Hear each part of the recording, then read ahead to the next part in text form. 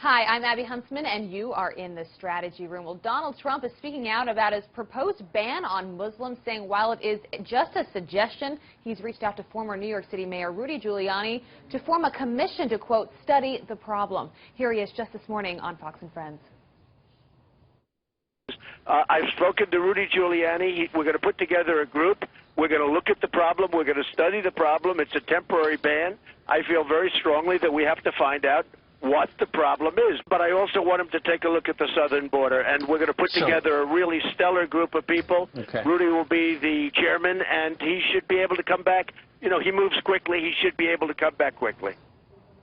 Joining me now with reaction are Democratic strategist Jessica Tarlov and Republican strategist Brian Morgenstern. Welcome to both of you. Thanks for being here. Debbie. So, Brian, it seems like we are hearing a change in rhetoric here slightly from Donald Trump. Sure. Add it to the list, I suppose. What's going on? He changes his mind a lot, right?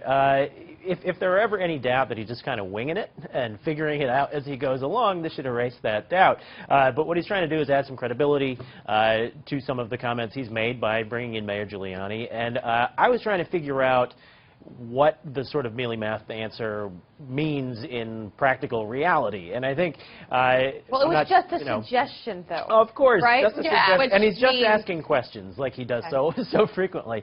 But something that might make sense, I suppose, is having the mayor, accept statements from, say, the intelligence community and counterterrorism task forces like the one in New York City about the resources they have versus the resources they need. Having people from ICE and, customs enforcement and immigration judges talk about the resources they need to enforce immigration laws. Things like that, a little more concrete would make sense. And maybe by bringing in somebody who's credible, like Mayor Giuliani, maybe we get there. Mayor Giuliani has already said what he thinks. I want to play that, Jessica, because you're right. Giuliani, he was on Hannity back in December after Trump first announced his proposal to ban Muslims from entering the U.S. And here's what he said. He said, quote, "You can't establish a ban on Muslims.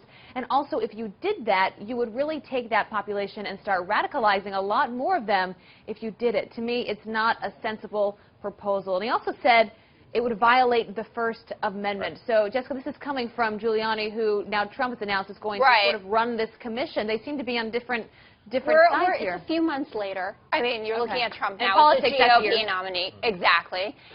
So I think that there's been a change there because we know that Donald Trump is going to be the nominee.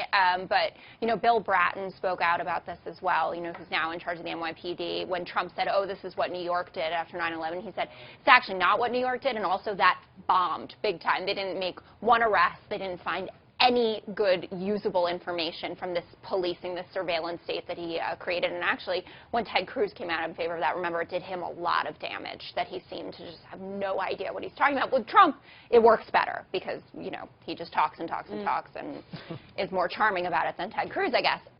So I think that you're right. He will try to get more professional people on his side to at least look into the problem.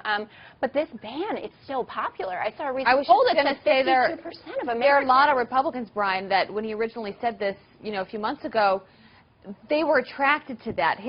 What he's saying about terrorism and fighting terrorism and focusing on our country more than anything else, there is something to that people love. But how much of this change in his rhetoric is the fact that he is now the presumptive nominee, and he's hearing from GOP lawmakers saying, if you're going to win the race, we're going to have to change the rhetoric a bit.